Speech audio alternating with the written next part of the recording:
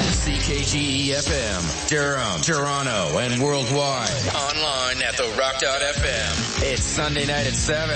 Gotta be Cone's Cave. Brought to you by clocksandcolors.com on 94.9 The Rock. With a real cool time tonight, here's Cone. I said we will have a real cool time tonight. Sweet sounds of the Stooges right there, led by Iggy Pop. The song is called Real Cool Time. It's my intro song every week. Welcome to my show, Cone's Cave. I'm Cone McCaslin from the band Sum 41, doing my regular weekly Sunday night show at 7 p.m. Happens every week. I got a great show tonight. I realized going back through my playlist, this is my 30th week, I realized I haven't played enough NoFX. NoFX, a huge reason why our band, Sum 41, was started. So I'm going to start this week off with some NoFX, a song called The Cause from their album Punk in Drublic. Here it is on 94.9. I'm Cone McCaslin from Sum 41. You've been tuned into my show, Cone's Cave. Thanks for tuning in. That was two Fat Records bands, Chicks Dig It and No Use for a Name. This week, I'm excited about my guest. My band Sum 41, we've just been on tour with Simple Plan in the U.S. for a couple months, and then we went 5 weeks in Europe together. So since April, we've been with them for maybe 4 months. And so I got Pierre on the show, singer of Simple Plan. We talk about some great stuff, and it's coming up after this. All right, I do have Pierre from Simple Plan on the show tonight. Before I get to Simple Plan, and Simple Plan, you know, is obviously known as a pop-punk band, came out around the same time as my band Sum 41 in the early 2000s. So before I get to the conversation with Pierre, I want to play a couple pop-punk bands, songs, and of course, yes, I'm going to play my band. It's my show, I'm going to play my band. And our band, Sum 41, we've never really cared about the label pop punk. That was kind of a media thing. They kind of gave it to us when we came out. We didn't give ourselves that label. We didn't call ourselves a punk band. We didn't call ourselves a pop punk band. We didn't call ourselves a metal band. We just played rock music, and everyone else called us what they wanted to call us. But this song that I'm going to play by our band, I guess you could consider from the genre pop punk of 2001. But first, I'm going to play Good Charlotte with a song called The River, then my band Sum 41 with a song called Rhythms. Here it all is on 94.9 The Rock. 94.9 The Rock. I'm Cone McCaslin from Sum 41.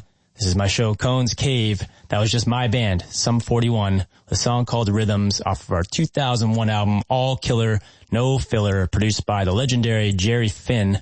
Before that song was Good Charlotte with the song The River, featuring M Shadows and Sinister Gates from Avenged Sevenfold. Remember that name later in the show, Avenged Sevenfold. All right, I got my conversation with Pierre from Simple Plan coming up. And we talk about a whole bunch of cool stuff and how a tour way back in the early 2000s with Avril Lavigne made them change course a little bit, and it put them on a path that they went on for the rest of their career. It's a very, very interesting conversation. I was very interested in talking about this with Pierre, and we also play a old Simple Plan song. Here it all is. I had a very, very interesting conversation with Chuck, actually, on the last day at the end of the tour. I guess we could call it party. So I want to talk about that a little bit, because it kind of struck me and it made a lot of sense to me. And he was saying, when you guys first came out, he was talking about the trajectory of the band and where you guys headed, and what direction you guys headed. And we had a really good conversation. He was saying like, K-Rock was playing one of your songs, Addicted, maybe? And then, so he said, then you guys took the Avril tour, and then K-Rock dropped the song, which is crazy. Yeah. And then you guys got pigeonholed in this more pop world. And he was telling me about like, so then, you know, kind of put you guys into that world of like not modern rock radio anymore and pop radio. So what was your kind of opinion at that time, and what was going on? Yeah, I mean, I think it was a very different time. I'm not sure how radio works, you know, if it's as segregated as it was before. But yeah, you definitely like were either getting played on rock radio and, you know, quote unquote, you were a little cooler and a little edgier, or you were on pop. And I think the appeal of being on pop is that there's a lot of stations, and it's like, it's, you know, it's a whole other world, right? And we felt when the band first started that we had a little bit of support. Like you said, like K-Rock was playing our song, and I mean, not in heavy rotation, but it was like picking it up. Yeah. But we knew that our record was leaning a little bit more pop, and we had this opportunity to do the Admiral tour, and it was at the time, I mean, she was just massive, and we felt like, hey, do we say no to this, and do we sort of like try to stick to our guns and stay to rock radio, and who knows if it's going to work out for us? Or we seem to be getting a lot of attention from pop radio and like MTV and all that stuff, and you know, bands like Blink and Green Day were like they'd crossed over. And once you cross over, it's a different story because you kind of already established yourself as a rock band. So they feel like they own part of you, where we hadn't really had the time yet to really build that on rock radio. So it was definitely something we talked about. The Admiral tour was something that we knew that it would come with some consequence, but we were hoping that the gamble was going to pay off and we'd be able to be in front of more people and therefore just reach more people. And that was the whole goal. You know, the whole goal was to like, how can we get our music in front of more people and in more radio stations and having people hear it. And then from there, we can just be whatever we want to be, you know, and sort of go from there. I think that it's kind of been the trajectory of the band from the beginning. We're a band that's, you know, we were kind of raised on Warped Tour, started on Warped Tour, but at the same time had a foot in MTV and VH1 and all those big, you know, TV stations that were pushing as well.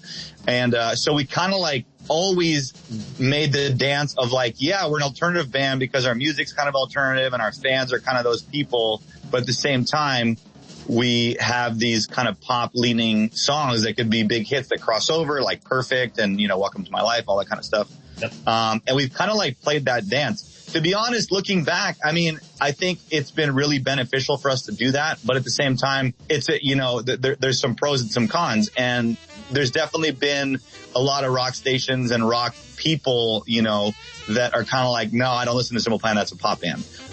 So who knows, you know, you don't have a crystal ball. You can't go back and say like, what would have happened if we did this or that. I think that, you know, we look back and we have a super healthy career and, you know, we're still here. We've got great numbers and we sell tickets.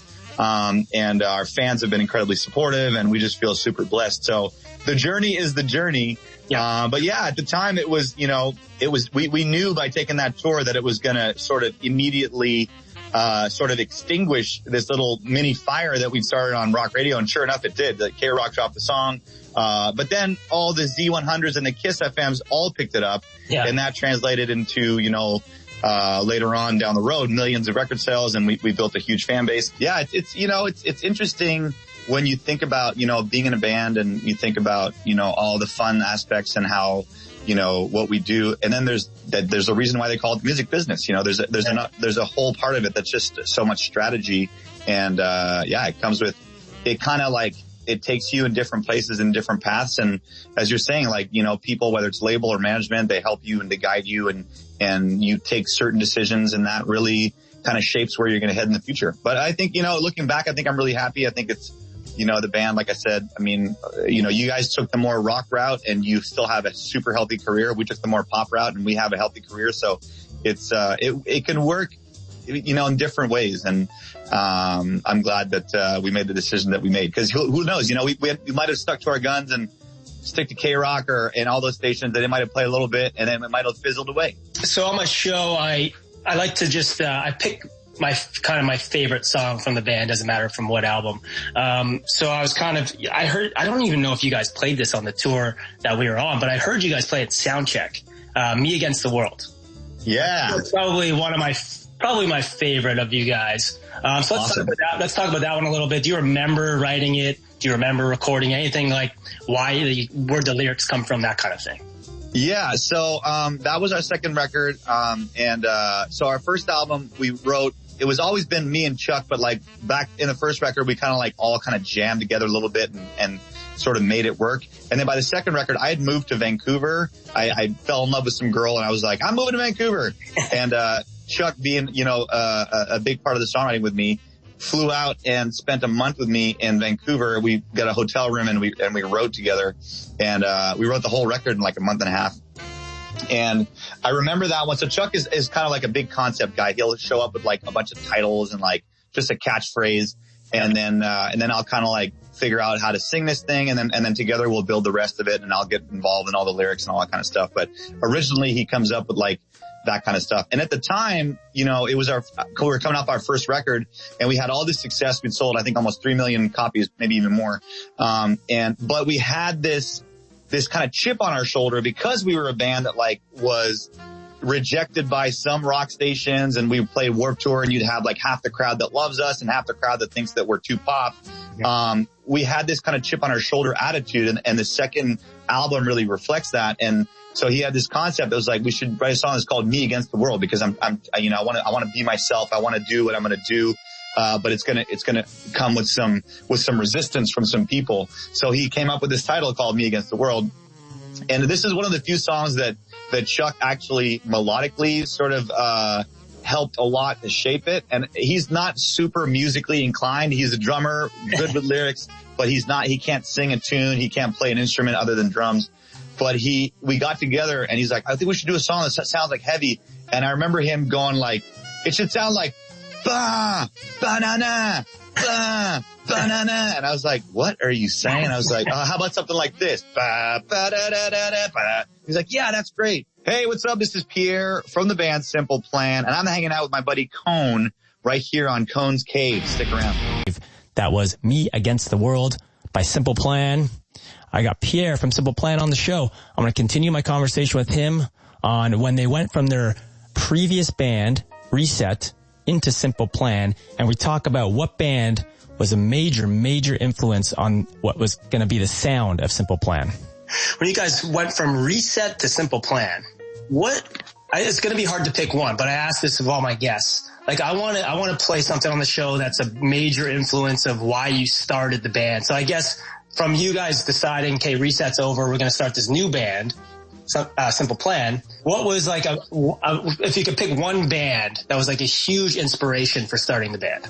100% Blink-182. I started the band that became Reset with Chuck when we first met. We were 13 years old. And, the original band was called Roach. It was terrible, but we immediately started writing songs together. And then we got this guitar player that was from our high school that was like a super metalhead, and he could only play like, he like loved Deicide and like crazy metal bands.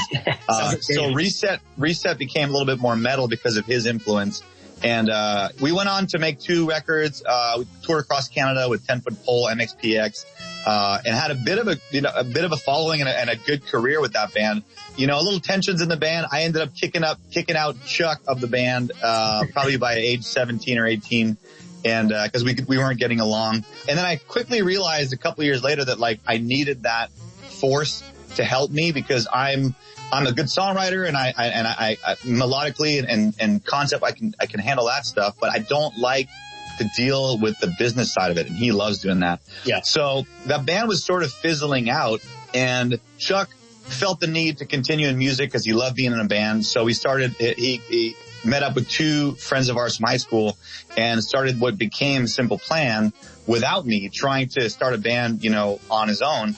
And, I think he realized that he needed someone like me as a front man, as a singer, as an energy and a songwriter. So we kind of buried the hatchet, and, at a Sugar Ray concert, funny enough, we were watching Sugar Ray at Metropolis, and, he was like, hey man, we're starting another band, and I would be cool to have you come check it out, and so we got together. I saw what they were up to. And at the time, Enema of the State came out in 1999, and it was just blowing up. Like, What's My Age Again, All the Small Things, all these songs were just like, the record was so good. And we felt as kids that grew up on like Lagwagon, Pennywise, Bad Religion, The Offspring, Green Day, all that stuff, we felt like Blink had sort of created this new hybrid that was even more pop, and it was just so catchy, and it was just igniting all over the world. And we were just super inspired by that. We were inspired by the sound of it, and we were inspired also by the fact that like, holy shit, this is beyond just playing in dirty clubs for 500 people. This is like, just massive. It's getting played on TV. It's getting played on all these stations. And we were inspired by the potential of it. So Blink-182, the time, when all this was happening, and, just inspired us to change the sound and focus on this new pop punk wave that was coming out, which you guys were part of as well, you know? Yeah. All right.